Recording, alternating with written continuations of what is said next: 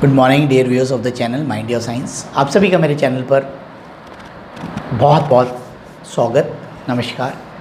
मैं चंद्र प्रकाश आपके साथ एडमिशन्स रिगार्डिंग वीडियोस लगातार डाल रहा हूँ और चैनल को बहुत ही अच्छा रिस्पांस मिला है और आपने मेरे काम को सराहा है और बहुत अच्छा लगता है आप लोगों को।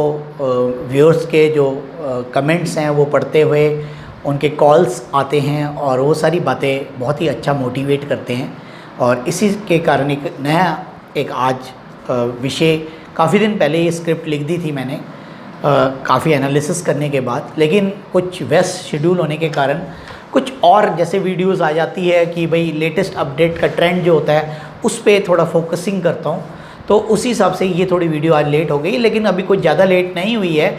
आज का जो विषय है, जैसा कि आप जानते हैं जेईई मेंस के पेपर हुए और उसके रिज़ल्ट आ गए। अब इस बार का जो रिज़ल्ट है इतना मतलब वैसे देखा जाए तो 100% के बहुत बच्चे हैं, बट काफ़ी अगर हम बात डीपली करें तो कोई ज़्यादा मतलब उस तरीके का रिज़ल्ट बूस्टिंग रिज़ल्ट नहीं है। बूस्टिंग रिज़ल्ट का मतलब कहने का मतलब है जिन्होंने भी काफ़ी बच्चों ने प्रिपरेशंस करी तो उनके रैंक्स कुछ ज़्यादा अच्छे नहीं आए, उनके लिए ये वीडियो है। कुछ कोविड का असर था, पेपर डिले पे डिले होता चला गया। एक स्टेमिना होता है पढ़ने का, एक पढ़ रहे थे, काफ़ी एक जोश भरा हुआ था, लेकिन फिर बीच में डिले, फिर डिले, फिर डिले डिले, फाइनली फिर आगे पेपर हुए। तो उसमें कुछ बच्चों को थोड़ा सा जैसे एक्सपेक्टेड थे उससे रैंक कम आए। अब बात आ गई कि अब एडमिशन कैसे करें, अब रैंक तो हमारा अच्छा नहीं आया, तो घबराने की बिल्कुल ज़रूरत नहीं है। मैं आज आपके साथ 9 NITs की बात करूंगा जहां पर आप देखेंगे, मैं आपको एक एक स्टेप्स के साथ बताऊंगा कि उसके अंदर अगर आपका रैंक इतना भी है तब भी आपका एडमिशन हो जाएगा। और ये कोई ऐसा नहीं कि मैं कोई ऐसी फेक न्यूज़ के हिसाब से या फेक आइडियाज़ के साथ कर रहा हूँ। ये डाटा आप अपने चेक कर सकते हैं। ये डाटा मैंने साइट से लिया है, जोसा साइट से लिया है, आप भी वहाँ जाके चेक कर सकते हैं। और इन जो NITs की बात कर रहा हूँ, इन NITs पे भी जाकर आप इनके लास्ट ईयर के कट ऑफ्स देख सकते हैं। तो ये आप ऐसा मत सोच लेना कि भाई इतने कम रैंक वाले बच्चों को भी एडमिशन मिल जाएगा। तो कई बच्चे तो मेरी वीडियो देखकर शायद इस तरीके से अचंभा सा लगेगा कि सर इतने कम मतलब इतना हाई रैंक होने के बाद भी हमारे को एडमिशन मिल सकता है। बिल्कुल मिल सकता है, थोड़ी सी आपको थोड़ी सी कंसल्टेंसी की ज़रूरत है। कंसल्टेंसी का मतलब नॉलेज की ज़रूरत है, तो वही मैं आपके साथ शेयर करूँगा। एक मैं पहले से आपको बता देता हूँ, एक हमारे पास होता है होम स्टेट, एक होता है अदर स्टेट। ये 2 कोटाज होते हैं। अब आप काउंसलिंग भी भर चुके होंगे, आपने वहाँ पर रजिस्ट्रेशन करा दिया होगा। जैसे कि जोसा है, वहाँ पर जैक है, हरियाणा के टेक्निकल, जैसे हरियाणा का मैं हूँ तो हरियाणा के टेक्निकल साइट्स पे काउंसलिंग की डेट आ चुकी है, काउंसलिंग चॉइसेस की भी डेट आ चुकी है, शेड्यूल्स। तो मतलब आप सतर्क रहें, जिस भी स्टेट में हैं तो उनके स्टेट बॉडीज़ के अलग अलग होते हैं। तो ये सबसे पहले मैं चर्चा करूँगा होम स्टेट और अदर स्टेट कैसे है। सपोज़ मैं हरियाणा से बिलोंग करता हूँ और मैंने हरियाणा से 11th क्लास में मैं दिल्ली चला जाता हूँ, दिल्ली में एडमिशन ले लेता हूँ और दिल्ली में एडमिशन लेने के बाद मैं +2 दिल्ली से कर लेता हूँ। तो जो मेरा होम स्टेट है वो दिल्ली हो जाएगा और अदर स्टेट क्या हो जाएगी मेरी, समझ गए, हरियाणा रहेगा। तो अदर स्टेट और होम स्टेट की अलग अलग मेरिट है। +2 क्लास कहाँ से की वो कहलाएगी योर होम स्टेट। और जो जिस भी स्टेट से, अगर तो देखो मैं हरियाणा का हूँ, हरियाणा से ही करता हूँ, तो मेरा होम स्टेट ही हो गया और अदर स्टेट तो आप समझ ही गए, तो मेरा सेम ही आ गया। तो होम स्टेट और अदर स्टेट पहले डिस्टिंग्विशेबल आपको समझा दिया, क्लियर हो गई होगी बात। अब मैं आपको लिए चलता हूँ NITs के अंदर। तो सबसे पहली जो NIT मैंने चुनी है, जैसे अब वही बात है आपके साथ शेयर कर देता हूँ, एक और बात बीच से में, फिर हम चलते हैं इस वाले टॉपिक के अंदर कि अब देखो, अब हाई रैंक तो है नहीं हमारे कि अब हमें त्रिची मिल जाए, वारंगल मिल जाए, इलाहाबाद मिल जाए NIT, ये तो पॉसिबिलिटी नहीं है, ये इसकी चर्चा इस वीडियो में नहीं होगी। इस वीडियो में जिनके रैंक लो है, मतलब उनके लो परसेंटाइल है, उनकी बात यहाँ पर की जा रही है। तो सबसे पहले मैंने पहला NIT चुना है हमीरपुर। हमीरपुर में जनरल कैटेगरी होम स्टेट के अंदर जो गई थी, कट ऑफ 1.65 लाख गई थी, और अदर स्टेट के लिए ये थी 46K। 46K मतलब 1000, 46,000। EWS कैटेगरी में 1.96 और अदर स्टेट के लिए 58K। OBC कैटेगरी के लिए 6 लाख और 63K for other state. SC के लिए 2.2 लाख और 1.62 lakh for other state. ST के लिए again 2.2 lakh and other state के लिए 1.63। तो ये NIT हमीरपुर हिमाचल में है, तो अच्छा कॉलेज है, अच्छा वेल रेप्यूटेड कॉलेज है। तो इसकी कट ऑफ्स मैंने आपको शेयर की, जो कि लास्ट ईयर की गई है। इसके बाद एक और आ जाए NIT Agartala. Agartala general category की 4.38 लाख होम स्टेट और अदर स्टेट के लिए 74K। EWS 6.4 लाख और अदर के लिए 6.3K। OBC के लिए कोई नहीं है, अदर स्टेट के लिए 79K। SC के लिए 8.4 लाख और अदर स्टेट के लिए 1.8 लाख।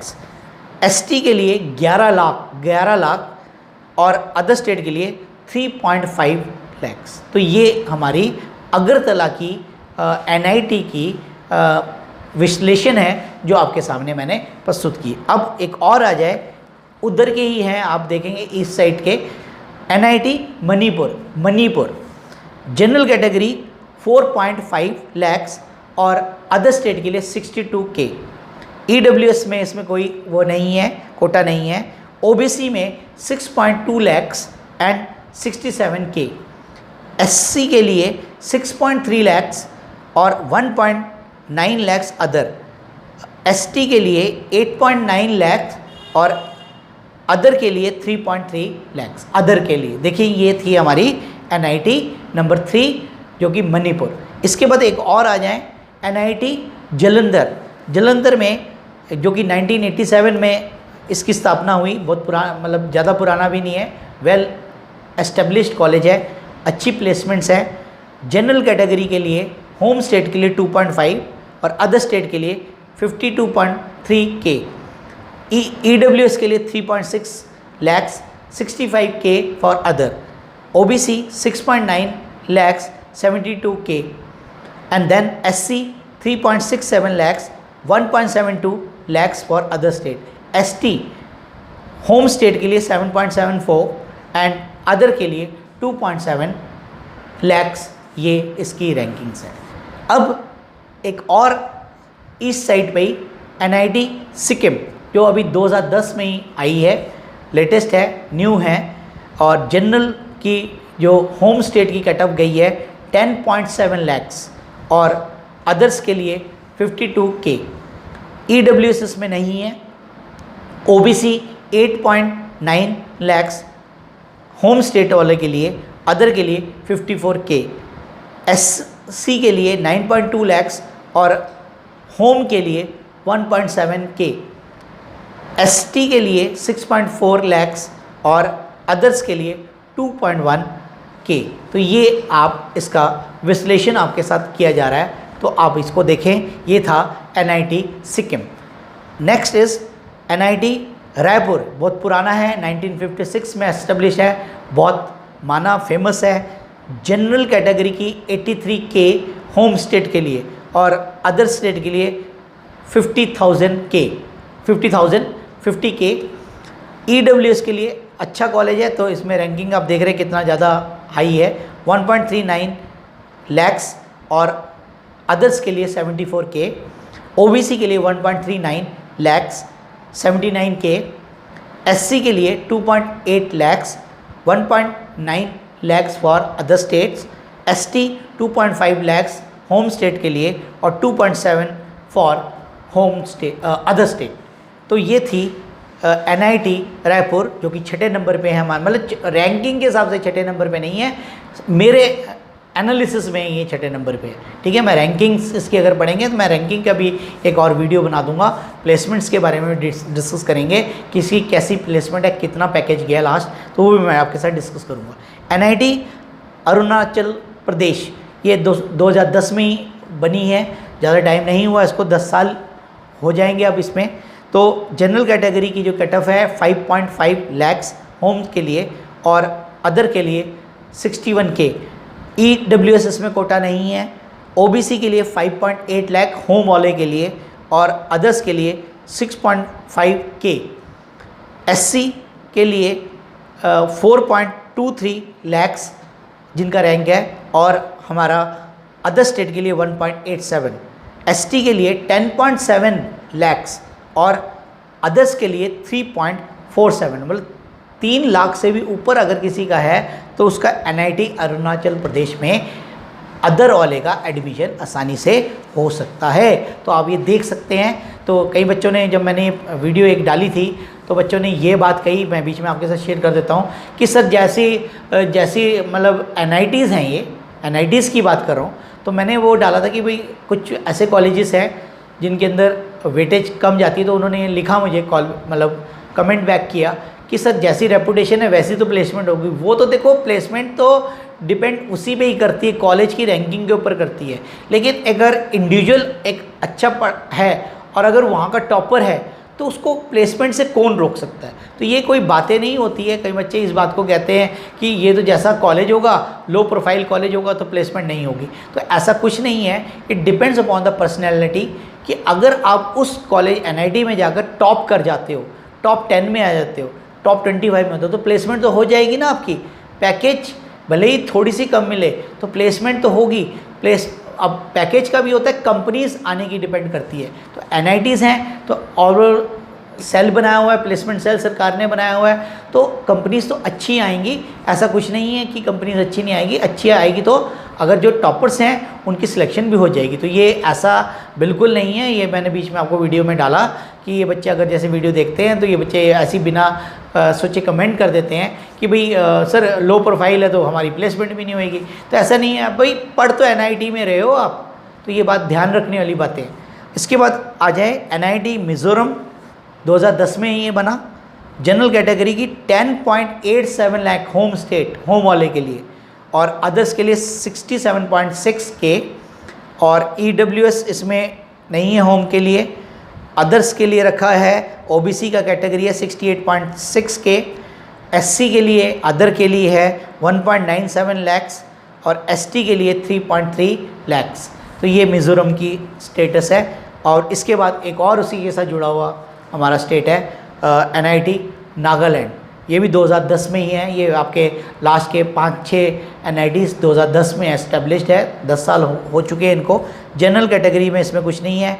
होम स्टेट के लिए ST के लिए है 5.8 लाख वाले बच्चों को यहाँ एडमिशन हो जाता है। उसके बाद जनरल कैटेगरी अदर स्टेट के लिए 65K, EWS कोटा नहीं है।